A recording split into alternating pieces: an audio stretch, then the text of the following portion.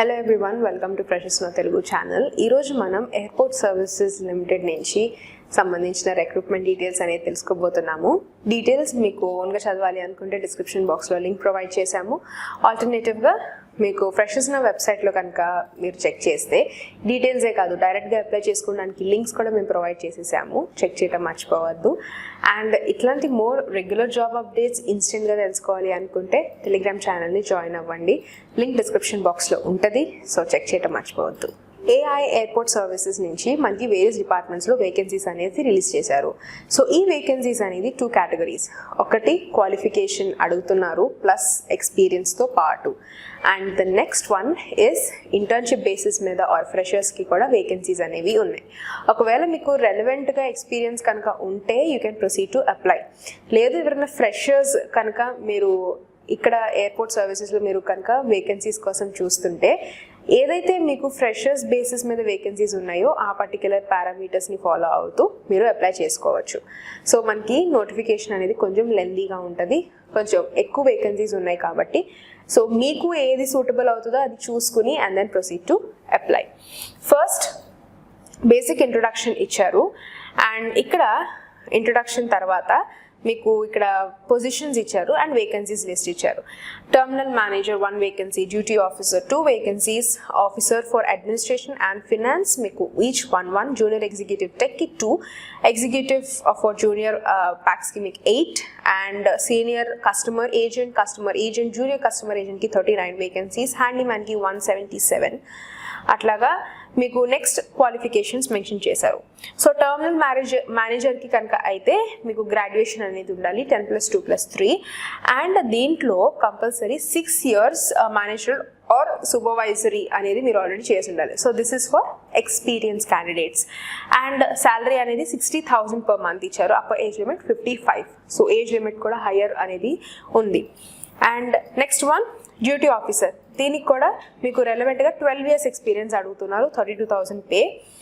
Next position junior executive అయితే 9 years experience అడుగుతున్నారు, and senior customer ఏజెంట్కి అయితే 5 years ఎక్స్పీరియన్స్, సేమ్ గ్రాడ్యుయేషన్ అన్నిటికీ, అండ్ పే వచ్చేసి 20,000.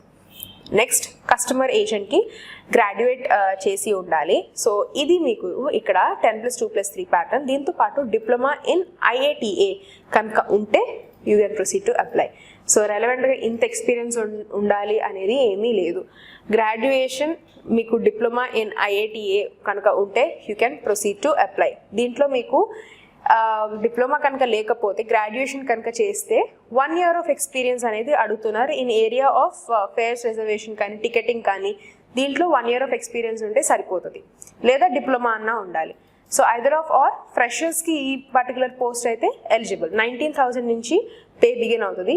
జనరల్ క్యాండిడేట్స్కి 28 years ఏజ్ లిమిట్, OBC వాళ్ళకి 31, SC ST వాళ్ళకి 33 ఇచ్చారు. నెక్స్ట్ పొజిషన్ జూనియర్ కస్టమర్ ఏజెంట్కి, దీంట్లో 10+2 pattern education, 1 year of experience అనేది ఉండాలి. టికెటింగ్ కానీ, ప్యాసింజర్స్ చెక్ కానీ, కార్గో హ్యాండ్లింగ్లో కానీ దీనికి సంబంధించిన ఏరియాస్లో 16,000 అనేది pay. And category wise year limit ఇచ్చారు. 28 ఫర్ జనరల్, OBC వాళ్ళకి 31, SC ST వాళ్ళకి 33 years. Next agent come ramp డ్రైవర్కి అయితే 10th standard పాస్తో కూడా యూ కెన్ అప్లై, బట్ మీకు రెలవెంట్గా వ్యాలిడ్ డ్రైవింగ్ లైసెన్స్ అనేది ఉండాలి. For trade test 16,000 pay, and same age limit అయితే same. Next handyman or ఉమెన్కి అయితే 10th standard పాస్, కానీ ఇంగ్లీష్ లాంగ్వేజ్ అనేది వచ్చి ఉండాలి. Local language and Hindi languages కూడా మీకు ఎబిలిటీ టు అండర్స్టాండ్ అట్లీస్ట్ అర్థం చేసుకునే లెవెల్ కనుక ఉంటే ఫస్ట్ ప్రిఫరెన్స్ ఇవ్వడం అనేది జరుగుతుంది. 14,000 పే. అండ్ జూనియర్ ఎగ్జిక్యూటివ్ టెక్నికల్గా అయితే full time bachelors in engineering, mechanical, automobile production కానీ must possess LMV, 25,000 pay, and age limit same. అట్లాగే ర్యామ్ సర్వీస్ ఏజెంట్కి, ఇవన్నీ ఫ్రెషర్స్కి. సో ఫ్రెషర్స్ మీరు గ్రాడ్యుయేట్ అయ్యి ఈ పర్టికులర్ డిపార్ట్మెంట్స్ నుంచి గ్రాడ్యుయేట్ కనుక అయితే you can proceed to apply. And office అడ్మిన్కి అయితే 2 years కోర్స్ చేసి ఉండాలి in your MBA HR, 4 years of relevant experience అడుగుతున్నారు. సో 41,000 ఇది ఫ్రెషర్స్కి కాదు. అండ్ దెన్ ఆఫీసర్ ఫినాన్స్కి కనుక అయితే 3 years ఆఫ్ ఎక్స్పీరియన్స్ అనేది ఉండాలి. నెక్స్ట్ సెలెక్షన్ ప్రొసీజర్, సో కొన్ని పర్టికులర్ పోస్ట్కి మీకు స్క్రీనింగ్ ఉంటుంది, ఇంటర్వ్యూ ఉంటుంది, ఎగ్జామినేషన్ ఉంటుంది, అండ్ అదర్స్కి ఏది only interview. So depending upon the post అన్నిటికీ ఒకే విధంగా ఉండదు. So junior executive technical officer హెచ్ఆర్కి, ఆఫీసర్ ఫినాన్స్కి, జూనియర్ ఎగ్జిక్యూటివ్కి, డ్యూటీ ఆఫీసర్స్ పొజిషన్స్కి, అంటే బేసిక్గా అన్ని ఎక్స్పీరియన్స్ ఉన్న పోస్టులకి అయితే స్క్రీనింగ్ అండ్ పర్సనల్ ఇంటర్వ్యూ అనేది కండక్ట్ చేస్తారు. సీనియర్ కస్టమర్ ఏజెంట్కి, జూనియర్ కస్టమర్ ఏజెంట్కి ఓన్లీ ఇంటర్వ్యూ అనేది ఉంటుంది. Ramp service agent, utility agent, ramp డ్రైవర్కి అయితే ట్రేడ్ టెస్ట్ అనేది కండక్ట్ చేస్తారు. ఆ తర్వాత మీకు ట్రేడ్ టెస్ట్లో స్క్రీనింగ్ అనేది ఫర్దర్గా జరుగుతుంది. నెక్స్ట్ ఫర్ హ్యాండీమ్యాన్, హ్యాండీ ఉమెన్కి అయితే screening and physical endurance test అనేది ఉంటుంది. సో ఏ పోస్ట్కి అప్లై చేస్తుంటే దాన్ని బట్టి సెలెక్షన్ ప్రొసీజర్స్ అనేది మారుతాయి. ఒకవేళ మీరు ఇంట్రెస్టెడ్ కనుక అయ్యి ఉంటే అప్లై చేసుకోవడానికి ఈ సెక్షన్ని క్లియర్గా చూడండి. ఎలిజిబిలిటీని ఫస్ట్ క్రాస్ చెక్ చేసుకోండి. అది మీకు 1st February 2022కి ఎలిజిబిలిటీ క్రైటీరియా కన్సిడరేషన్స్లోకి తీసుకుంటారు. అండ్ అప్లికేషన్తో పాటు మీ డాక్యుమెంట్స్ అన్ని అటాచ్ చేసి మీరు 21st March 2022కి ఈమెయిల్ ద్వారా మీరు సబ్మిట్ చేయాలి. ఈమెయిల్ అనేది మీకు ఇక్కడ మెన్షన్ చేశారు, ఇది నోట్ డౌన్ అన్న చేసుకోండి, లేదా మీరు నోటిఫికేషన్ క్లియర్గా చదవాలి అనుకుంటే పేజ్ 8 ఆఫ్ ద నోటిఫికేషన్లో 6 నెంబర్,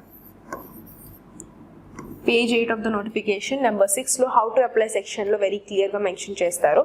సో అది చూసుకుని సబ్జెక్ట్లో మీరు పోస్ట్ అప్లైడ్ ఫర్, ఏ పోస్ట్కి అప్లై చేస్తున్నారో ఆ పోస్ట్కి వెరీ క్లియర్గా పోస్ట్ అప్లైడ్ ఫర్ అని పోస్ట్ నేమ్ అనేది మీరు క్లియర్గా సబ్జెక్ట్ కాలంలో మెన్షన్ చేయాలి. అండ్ ఎలిజిబుల్ క్యాండిడేట్స్కి మీకు ఫర్దర్గా date, time and venue of the examination అనేది మీకు ఫర్దర్గా ఇంటిమేట్ చేస్తారు. అప్లికేషన్ ఫీజ్ ఇస్ ₹500 అండ్ ఇది మీకు డిమాండ్ డ్రాఫ్ట్ ద్వారా పే చేయాలి. No fees for ex service men, SC/ST communities. So ముందుగానే మీ ఫుల్ నేమ్, డీటెయిల్స్ అండ్ మీరు ఏ కేటగిరీ బిలాంగ్ అవుతున్నారో విత్ ప్రూఫ్స్, డాక్యుమెంట్స్ ఇవన్నీ పెడితేనే మీకు రిలాక్సేషన్ అనేది వస్తుంది. Photographs, education documents, self attested copies ఇవన్నీ మీరు ఖచ్చితంగా మీరు ఇంటర్వ్యూకి వెళ్తున్నప్పుడు తీసుకువెళ్ళాలి. Only original documents. అప్లోడ్ చేసేటప్పుడు కూడా డాక్యుమెంట్స్ క్లియర్గా ఉండాలి. ఏ ఒక్క డాక్యుమెంట్ మిస్ అయినా కానీ క్యాండిడేట్ని ఇమీడియట్గా రిజెక్ట్ చేస్తారు.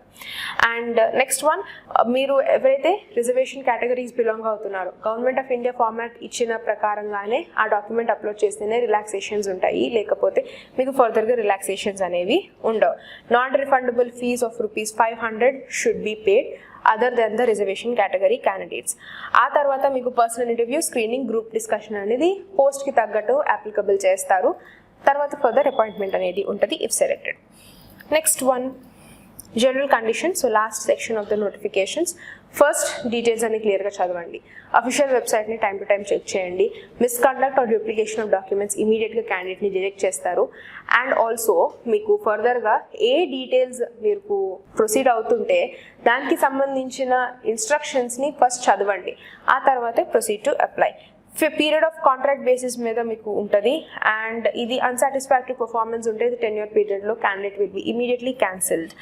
And next one, eligibility of post beyond 80 kilometers అనేది మీకు venue employed near government are semi government are autonomous bodies మీద మీకు 2nd class బస్ ఫేర్ అనేది కూడా ప్రొవైడ్ చేస్తున్నారు ఫర్ ట్రావెల్. అండ్ ఆల్సో మీకు అప్లికేషన్ ఫామ్స్లో ఎస్పెషల్లీ ఏది ఒక్క కాలం ఇన్కంప్లీట్ ఉన్నా కానీ ఇమీడియట్గా అది క్యాన్సిల్ అయిపోతుంది. సో మీకు అది అప్లికబుల్ కాదు అంటే నో అన్న పెట్టండి, అట్లా ఎంటీగా వదలొద్దు.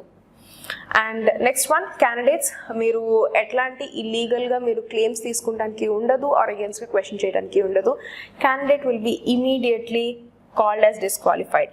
మీకు అప్లికేషన్ ఫామ్ కూడా ఇక్కడ ప్రిస్క్రైబ్ చేశారు, ఈ విధంగా ఉంటుంది. సో ఇది ఆఫీస్ యూస్కి ఇది first section. Format of the application ఈ పర్టికులర్ సెక్షన్ నుంచి మీరు ఫిల్ చేస్తూ ఉండాలి. ఏ పొజిషన్కి అప్లై చేస్తున్నారు ఇక్కడే పోస్ట్ నేమ్ కాదు, మీరు ఈమెయిల్లో సబ్జెక్ట్ దగ్గర కూడా మీరు పోస్ట్ అప్లైడ్ ఫార్ అని పెట్టి మీ పోస్ట్ నేమ్ అనేది కూడా మెన్షన్ చేయాలి. And me full name, date of birth, your parents name, ఆ తర్వాత మీ ఈమెయిల్ మొబైల్ నెంబర్ మాత్రం వ్యాలిడ్ ఉన్నది ఇవ్వండి. మీరు మిస్ అయితే మీ కన్ఫర్మేషన్స్ రాలేదంటే ఆర్గనైజేషన్ ఎట్లాంటి రెస్పాన్సిబిలిటీ తీసుకోదు.